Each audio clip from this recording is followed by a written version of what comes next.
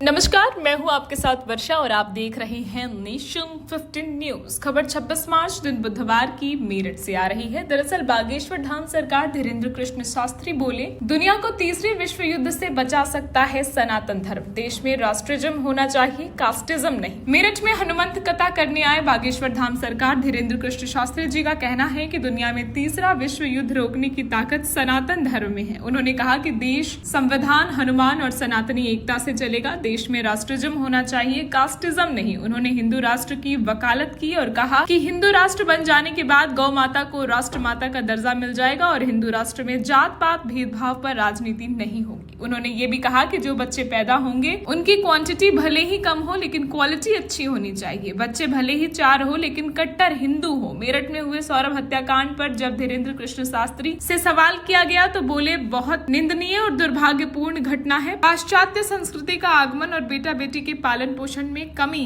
इसकी वजह है। संस्कारवान परिवार बनाने के लिए प्रत्येक भारतीय को रामचरितमानस का पाठ करना आवश्यक है। उन्होंने ये भी कहा कि नीला ड्रम वायरल हो रहा है और बहुत से पति सदमे में हैं। भगवान की कृपा है कि हमारी शादी नहीं हुई। अपने आप को हमेशा अपडेटेड रखने के लिए देखते रहिए नेशन 15 न्यूज। हमें आकर यहाँ बहुत प्रसन्नता हुई है और जीवन पर्यंत तक मेरठ में आकर के, क्योंकि यहाँ हिंदुत्व की क्रांति इसलिए जरूरी है। कुछ साल पूर्व में यहाँ पर एक नारा दिया था कि हम इतने परसेंट हैं, लगभग 42 या 45% का जिक्र किया था और बोले हम गोटी गोटी बोटी बोटी कर देंगे, जिसको सुनकर के हमारे हृदय में दुख उत्पन्न हुआ था।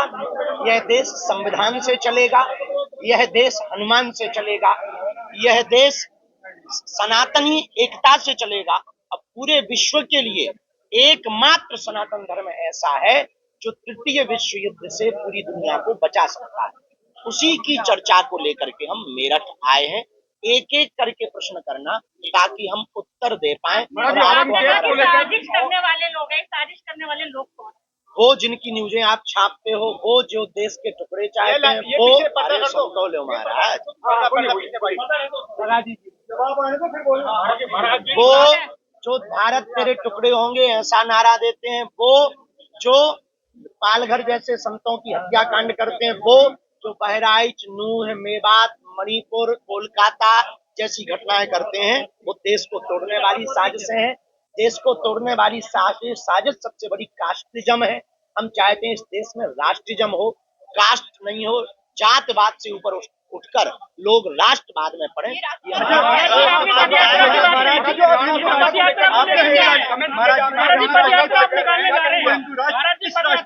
कैसा होगा हिंदू राष्ट्र जब कैसे आएगा, इसका जवाब दें कि हिंदू राष्ट्र आएगा। इस राष्ट्र के मुकाबले पे हिंदू राष्ट्र जो बनाना चाहते हैं वो कैसा होगा? हिंदू राष्ट्र बनने के बाद सनातन धर्म पर उंगली उठाना बहुत ही निंदनीय कृत्य होगा, जो वर्तमान में भी है। और दंड की प्रक्रिया बदलेगी और दंड उसको फांसी की सजा होगी। हिंदू राष्ट्र में सबको रहने का अधिकार होगा। जैसे दुबई यूएई में सबको रहने का अधिकार है पर फर्स्ट प्राथमिकता मुसलमान धर्म को है, वैसे ही हिंदू राष्ट्र में सबको रहने का, सबको संस्कृति का, अपने अपने मजहब का पालन करने का पूर्ण अधिकार रहेगा, पर प्रथम प्राथमिकता सनातन पर्याय का होगा। तीसरा, हिंदू राष्ट्र में गौ माता को राष्ट्र माता का दर्जा प्राप्त होगा। हिंदू राष्ट्र में रामचरितमानस के आधार पर जीवन शैली होगी। हिंदू राष्ट्र में पूरे विश्व को एक सूत्र में पिराने का प्रमुख संकल्प होगा। हिंदू राष्ट्र में जात पात, भेदभाव, छुआछूत के नाम पर होने वाली राजनीतियां शून्य होंगी। हिंदू राष्ट्र से बनने से भारत भेदभाव मुक्त होगा और हिंदू राष्ट्र हो जाने के बाद में भारत का कोई तिरंगे का अपमान नहीं करेगा, वंदे मातरम बोलने से कोई शर्माएगा नहीं और भारत तेरे टुकड़े होंगे ऐसा कोई बयान नहीं।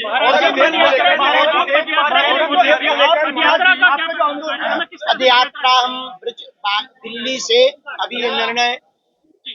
अभी हम ब्रिज गए थे वृंदावन, वहां पर संतों की सहमति से हमने निर्णय लिया कि हम वृंदावन से दिल्ली की यात्रा ना करके दिल्ली से वृंदावन की यात्रा करेंगे। मूल उद्देश्य हिंदुओं को जगाना, हिंदुत्व को एक करना, भेदभाव छुआछूत मुक्त समाज को संगठित करके विचारों की क्रांति खड़ी करना, ब्रज परिक्षेत्र में विक्रय होने वाले मांस मदिरा का विक्रय पूर्णतया प्रतिबंध हो, सरकार के साथ साथ लोगों के मन में यह संकल्प स्थापित हो इस ध्येय को लेकर के हम यह दूसरी पदयात्रा अपने जीवन काल की भारत को हिंदू राष्ट्र बनाने के लिए करेंगे।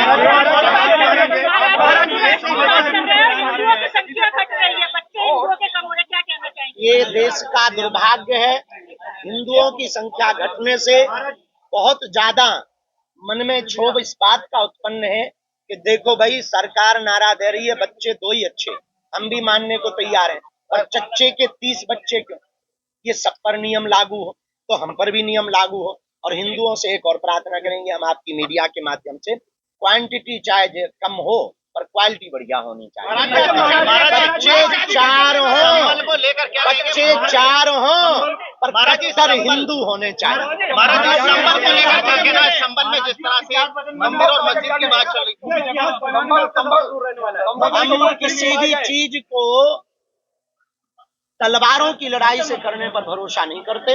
हम ना इतिहास बदलने की बात कर रहे हैं, ना इतिहास मिटाने की बात कर रहे हैं, ना इतिहास खड़ा करने की बात कर रहे हैं। हम जो भी क्रांति करेंगे, इंसानों में इंसानियत आवे और इंसानों के विचार बदले, इसके लिए हमारी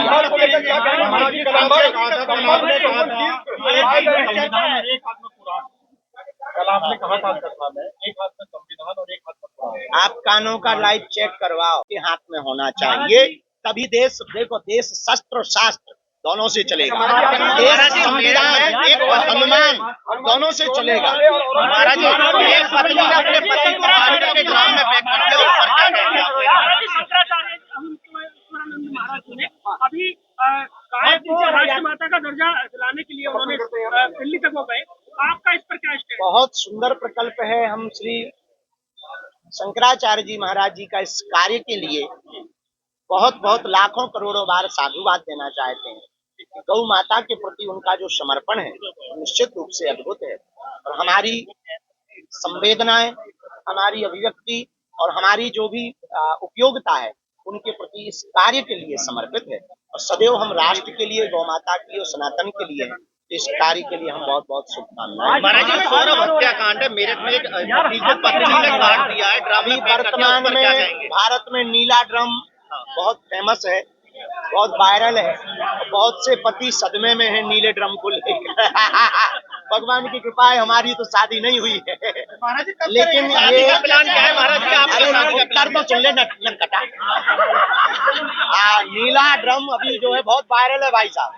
मेरठ का ये जो कांड हुआ, निश्चित रूप से ये बहुत ही निंदनीय है और दुर्भाग्यपूर्ण है।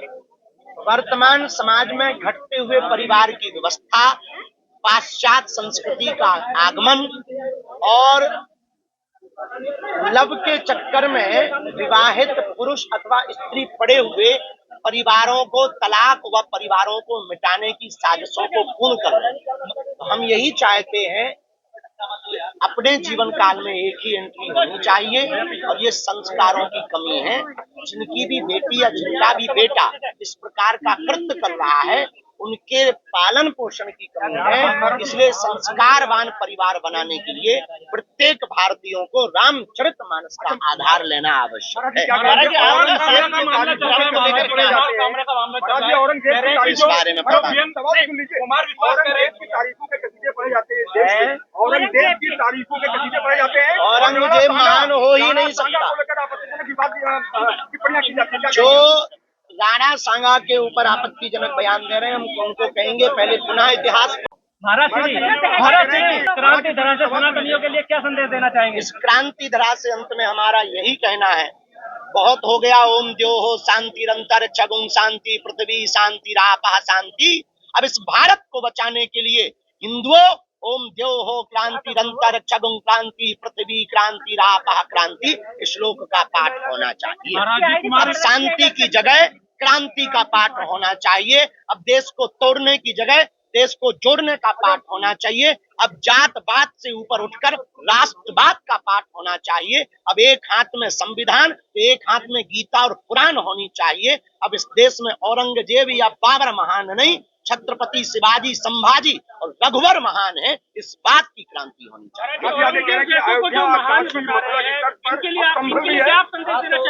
औरंगजेब जैसों को महान बता रहे हैं, उनको कहेंगे कि आप अपनी बुद्धि की शुद्धि करवाओ।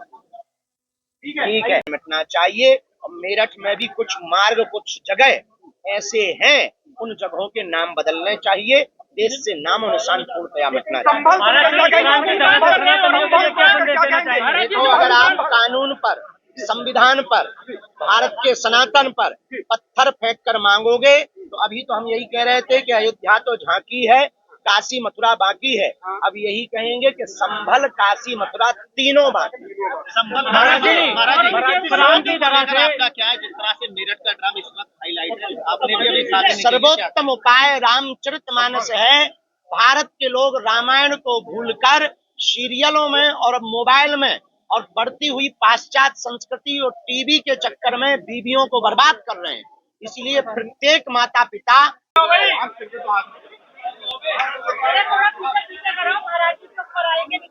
क्या सपोकेशन हो रहा है?